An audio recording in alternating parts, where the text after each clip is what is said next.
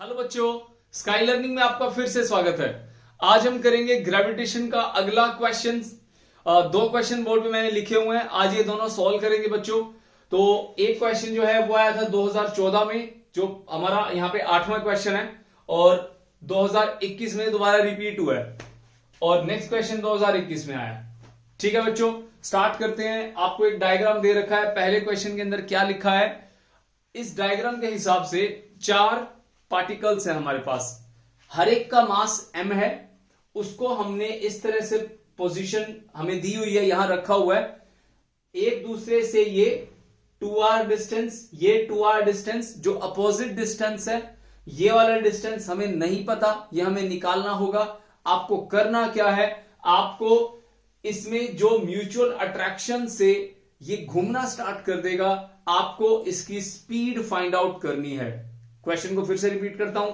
4 masses हैं, circular shape में एक दूसरे के सामने रखे हुए हैं, एडजेसेंट एंड अपोजिट, कोई डिस्टेंस है इनका, एक दूसरे को खींच रहे हैं ड्यू टू ग्रेविटेशनल फोर्स, जिसकी वजह से ये रोटेशन स्टार्ट कर देते हैं, जैसे अर्थ सन के अराउंड रोटेशन करती है। क्वेश्चन क्लियर हो गया बच्चों? अब मैंने यहां पे एक बात बोली है कि अर्थ सन के अराउंड, तो वहां पे आपके दिमाग में क्या आया? ग्रेविटेशनल फोर्स की वजह से अर्थ घूमती है and necessary centripetal force generate होता है, उसके अंदर बनता है। क्वेश्चन क्लियर हुआ बच्चों? सेम कॉन्सेप्ट हम यहां लगाएंगे, थोड़ा सा इसको समझेंगे पहले किस तरह से फोर्स एक्ट हो रहे हैं, उसके बाद कंपैरिजन कर देंगे इसके नेट फोर्स को सेंट्रीपिटल फोर्स के साथ। क्वेश्चन समझ में आया बच्चों? कॉन्सेप्ट यही लगेगा। पहले मैं इसके वीडियोस डाल चुका हूं इस तरह के क्वेश्चंस के, ये थोड़ा सा अच्छा क्वेश्चन लगा मुझे तो मैंने इसको यहां लिख दिया। ठीक है बच्चों, स्टार्ट करते हैं। तो सबसे पहले इसको हम ना बाहर निकाल लेते हैं। एम एम, नीचे एम, एक और एम, तो यहां से इनकी दूरी हमें नहीं पता, हमें ये वाली दूरी नहीं पता, हमें पता है ये वाली, ये कितनी दी हुई है, सेंटर तक की आर पता है क्योंकि रेडियस है, और यहां से इसकी दूरी कितनी है, आर है। मैं एक बार इसको नहीं बना रहा, हम एक से ही काम चला लेंगे, एक बार पूरा बनाऊंगा अभी, पहले इसको देखो। ये हमारे को 90 डिग्री एंगल पे दे रखा है, ठीक है। अब बच्चों ये अगर आर है, ये अगर आर है, तो ये कितना हो जाएगा? सिंपल है, पाइथागोरस लगा दो। कितना हो जाएगा बच्चों? आर का स्क्वायर प्लस आर का स्क्वायर, रूट में कितना हो जाएगा? √2 आर का स्क्वायर। अब कई बच्चे पता है क्या गलती करते हैं जी, ये इससे कैंसिल हो गया, ये गलती मत करना। आप इसको ऐसे लिख लो, √2, ठीक है, और आर का स्क्वायर ऐसे लिख लो, तो यहां से ये इससे कटेगा ना, √2 के ऊपर रूट तो रहेगा ना, ठीक है। तो ये बच्चों मैंने देखा है, मैथमेटिकली मिस्टेक्स बच्चे करते हैं इस तरह की, तो ये गलती ना हो तो मैंने इसको यहां पे दोबारा एक्सप्लेन कर दिया। तो हमें पता लग गया बच्चों कि ये वाला जो डिस्टेंस है ये कितना है, √2r है। बाकी सारा हमें पता ही है, बस अब इसको सॉल्व कर देंगे। क्लियर हुआ बच्चों यहां तक? इसको मैं मिटाऊंगा, मेरे को जगह चाहिए।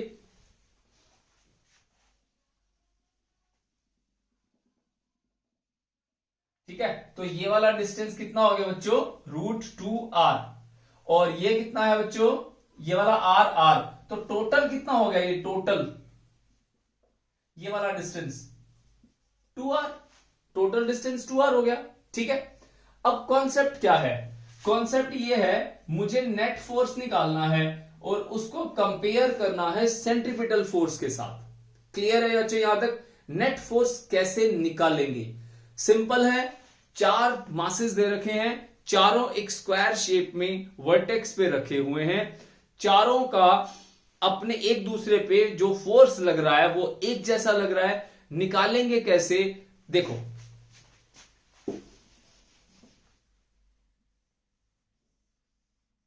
M M M M, clear है? अब देखो बच्चों, हम मान लेते हैं 1 2 3 4, इनके नंबर दे दिए मैंने।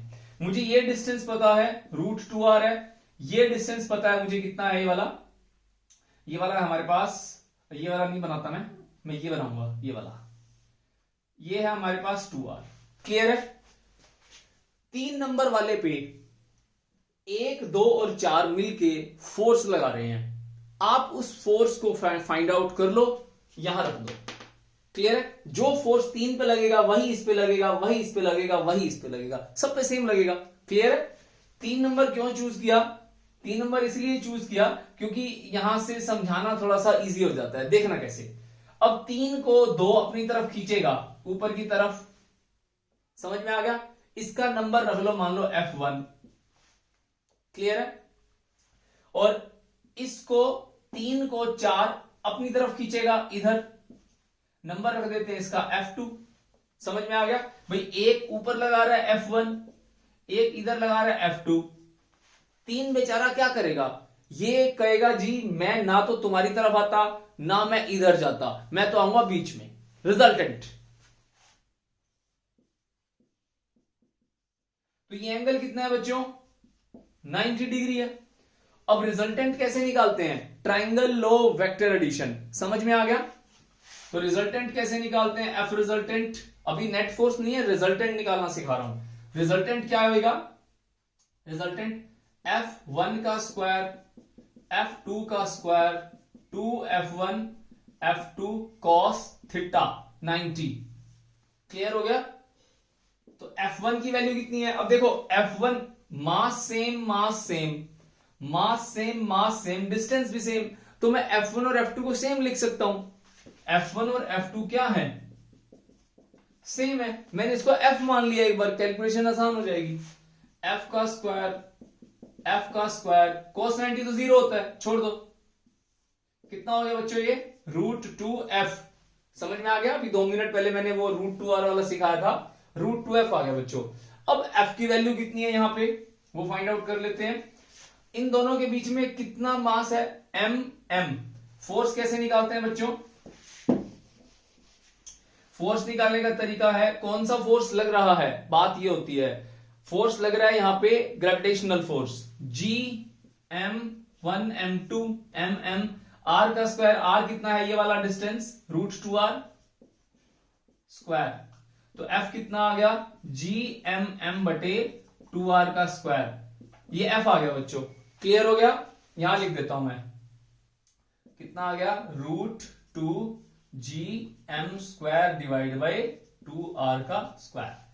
एक फोर्स तो हो गया, ठीक है। बस अब 2 मिनट का क्वेश्चन है, ज्यादा लंबा चौड़ा नहीं है। देखो उसके बाद रिजल्टेंट फोर्स यहां लगी रहा है। अब F3 मेरी तरफ आ रहा है ऊपर, उसको यहां पे पड़ा एक मास जो यहां पे 1 नंबर पे पड़ा है, ये भी इसको खींच रहा है।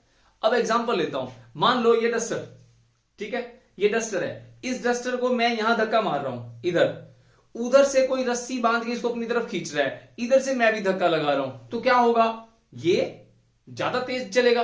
क्यों? क्योंकि 2 तरह के फोर्स लगे इसके ऊपर, मतलब 2 तरह के, मैंने यहां पे 2 तरह का वर्ड बोला। एक मैं लगा रहा हूं, एक वहां से रस्सी खींच रही है, तो दोनों को ऐड करा दिया।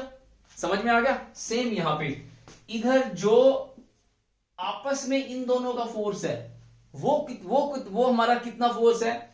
G F1 निकाल लेते हैं, G m1m2 m²। डिस्टेंस कितना है? ये वाला डिस्टेंस बच्चों डायमीटर हो गया ना, R + R कितना हो गया? 2R का स्क्वायर। कितना हो गया ये? Gm² में 4R का स्क्वायर। क्लियर हो गया बच्चों? बस खेल खत्म। अब इसके अंदर इसको ऐड करा दो, नेट फोर्स आ गया। तो नेट फोर्स क्या आ गया हमारे पास? F रिजल्टेंट प्लस में F1 कितना हो गया? √2, ये निकाला था मैंने Gm² / 2R का स्क्वायर। F1 कितना निकाला मैंने? Gm² 4R का स्क्वायर। क्लियर है यहां तक? इसको रब कर रहा हूं बच्चों। अब F सेंट्रीपिटल, हमारे पास F नेट आ गया। सेंट्रीपिटल क्या होता है? mv² / R। डिस्टेंस R होगा ना, यहां से स्पेस सेंटर से लेंगे। क्लियर है? अब इन दोनों को क्या करोगे आप? इन दोनों को आप कंपेयर कर दो और जो निकालना है वो निकाल सकते हो। क्या करूंगा मैं? इसको दोनों को ऐड करा दूंगा, √2। अब देखो इसमें से कॉमन ले लो जो निकलता है, Gm² Gm²। आर का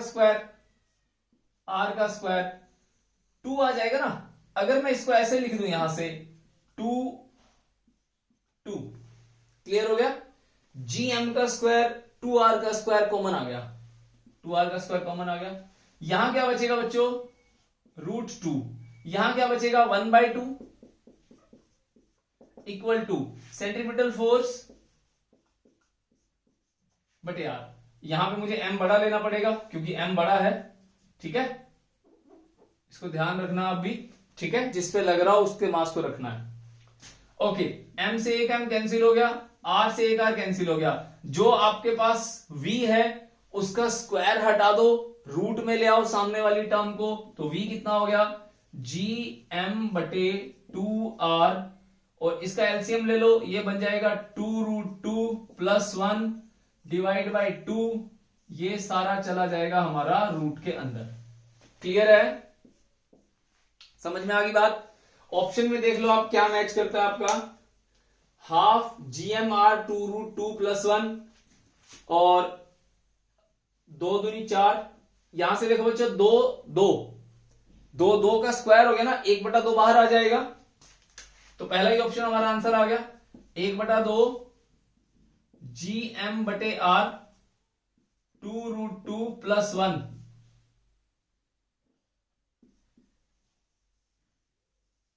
मेरे ख्याल से समझ में आ गया होगा, क्लियर है, कहानी समझ में आ गई चल क्या रहा है यहां पे। अगला क्वेश्चन बच्चों, दूसरे क्वेश्चन के अंदर क्या है, 2 स्टार्स है हमारे पास, ठीक है, एक का मास m है, एक का 2m है, जो d डिस्टेंस से रोटेट कर रहे हैं about their common centre of mass in free space. Centre of mass का कॉन्सेप्ट लगेगा यहां पे बच्चों, क्योंकि यहां पे कॉमन सेंटर ऑफ मास के ऊपर ये रोटेट कर रहे हैं, आपको इसका टाइम पीरियड निकालना है। चीजें बिल्कुल सेम है, जैसे हमने ये क्वेश्चन करा है ऐसे ही ये क्वेश्चन होगा। अब यहां पे खेल आएगा किसका, सेंटर ऑफ मास का। क्लियर है बच्चों, देखते हैं इस क्वेश्चन को। हमारे पास क्या है, एक मास m है और एक 2m है, ये एक दूसरे से d डिस्टेंस पे हैं। अब इसका सेंटर ऑफ मास कहां लाई करता है, उसके अबाउट ये गोल गोल घूम रहे हैं। अब हमें इसका सेंटर ऑफ मास निकालना है, तो देखो सेंटर ऑफ मास निकालने का फॉर्मूला क्या होता है, क्या होता है बच्चों, पहले सेंटर ऑफ मास का फॉर्मूला निकालना पड़ेगा ना, तभी हम लोग इसके आगे बढ़ पाएंगे। तो क्या होता है बच्चों, जिसके अबाउट निकालना, मान लो यहां से निकाल रहे हैं तो ये 0 हो जाएगा, ये वाला डिस्टेंस कितना हो गया d। क्लियर है, फॉर्मूला क्या होता है सेंटर ऑफ मास निकालने का, m1r1 plus m2r2 divide by m1 plus m2। तो cm मतलब position of centre of mass, आप इसको कुछ भी कह लो, x कह लो, y कह लो, ठीक है, मैं इसको r बोल देता हूं, r सेंटर ऑफ मास, ठीक है। तो थोड़ा इसको ठीक से लिख लें, r मतलब position of centre of mass. m1 कितना है m, r1 कितना है यहां पे 0, प्लस में m2 कितना है 2m, r2 कितना है d, divide by m plus 2m। तो कितना आ गया पोजीशन सेंटर ऑफ मास का, कहां लाई करेगा, 2md divide by 3m, m से m कट गया 2d/3। तो सेंटर ऑफ मास का पोजीशन क्या है बच्चों, 2d/3। तो यहां से यहां चलते हैं, मान लो यहां पे, ठीक है, 2/3 ऑफ d, तो यहां लाई करेगा, मान लेते हैं 2/3 ऑफ d। क्लियर है, तो मान लो यहां लाई कर रहा है कहीं पे, ठीक है। तो अब बच्चों जहां लाई करेगा, कोई भी जगह हो, मान लो ये यहां से ये कितना है 2d/3, तो बची हुई पोजीशन कितनी हो जाएगी, कॉमन पॉइंट है ना, कॉमन पॉइंट। जैसे मान लो अगर मैं यहां पे बोल देता कि यहां से ये मान लो m है, ये m है, और ये डिस्टेंस कितना है d, तो हो जाता हमारा कहां पे d/2, आधे मतलब सेंटर पे आ जाता। अब हमारा एक मास भारी है, एक मास हल्का है, तो सेंटर ऑफ मास कहां लाई करता है, सेंटर ऑफ मास वहां लाई करता है जहां पे भार ज्यादा होता है। यहां भार ज्यादा है तो यहां लाई करेगा। क्लियर है यहां तक। तो अब 2d/3 हो गया, तो बचा हुआ डिस्टेंस कितना हो गया, बचा हुआ डिस्टेंस निकाल लो। मान लो ये आपका हो जाएगा d - 2d/3, तो कितना हो जाएगा ये 3 2d, 3d minus 2d by 3, तो कितना हो जाएगा d बाई 3। भाई सेंटर ऑफ मास की पोजीशन 2m से कहां पे है, d बाई 3 पे, m से कहां पे है, 2d बाई 3 पे। क्लियर है, यहां तक समझ में आ गई आपको बात। क्या किया मैंने यहां पे, 2d बाई 3 कहां से, from m, and d by 3 कहां से, फ्रॉम 2m। अब क्वेश्चन की शुरुआत अब करेंगे। अब तक हमने क्या किया, इस क्वेश्चन में सेंटर ऑफ मास के कॉन्सेप्ट को सॉल्व किया। Position of centre of mass बिल्कुल बेसिक है, कुछ इसमें कोई मतलब ज्यादा रॉकेट साइंस नहीं है, बिल्कुल आसान है ये। क्लियर है बच्चों, अब क्वेश्चन को समझते हैं।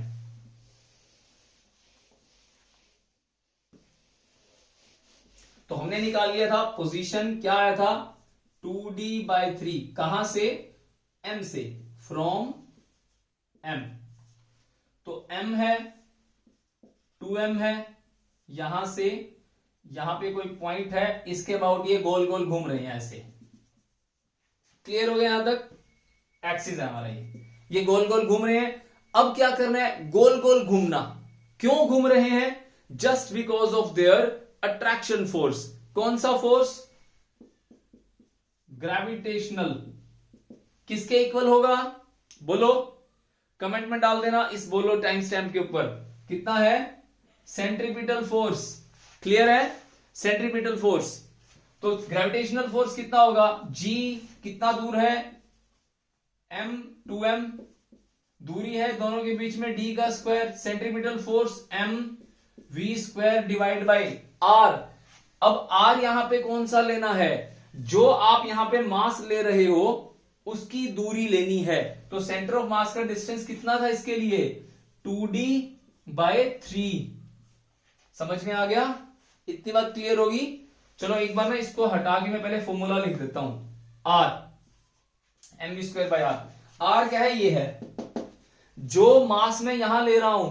अगर मैं यहां पे लेता हूं 2m, तो भरूंगा यहां पे कौन सा, d बाई 3।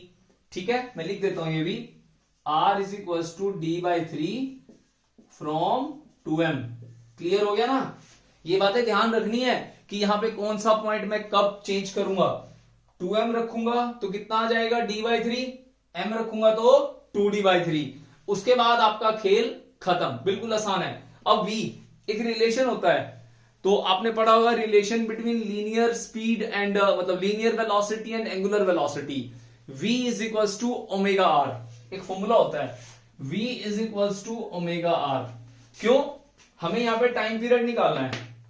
टाइम पीरियड निकालने के लिए इस फॉर्मूले को हम यूज कर सकते हैं। अगर ये यूज नहीं करना तो आप इसके अंदर वो डिस्टेंस अपॉन में टाइम भी कर सकते हो, बाकी ये इजी रहता है, याद रहेगा, v is equal to omega r। तो बच्चों इसको भर दो यहां पे, तो कितना हो जाएगा, ये जगह कम है, मिटाना पड़ेगा बच्चों। तो कितना हो गया यहां पे, g m का स्क्वायर 2 डिवाइड बाई d का square is equal to m omega square r का square divide by r। r से r कैंसिल, तो कितना हो गया, 2g m का स्क्वायर d का square m r omega square. r की वैल्यू डाल दो बच्चों, m मैंने m लिया है, 2m नहीं लिया, m से m को काट दो, क्या बचेगा, 2gm बटे d का स्क्वायर इक्वल टू r की वैल्यू कितनी है, 2d बाई 3, 2d बाई 3। और ओमेगा को क्या बोलते हैं बच्चों, ओमेगा का फॉर्मूला होता है 2 पाई बाई टी। तो क्या हो जाएगा ये, 2 पाई बाई टी का स्क्वायर। क्लियर है, ऊपर वाला मिट हो रहा हूं बच्चों, यहां सोल्व करूंगा अब इसको।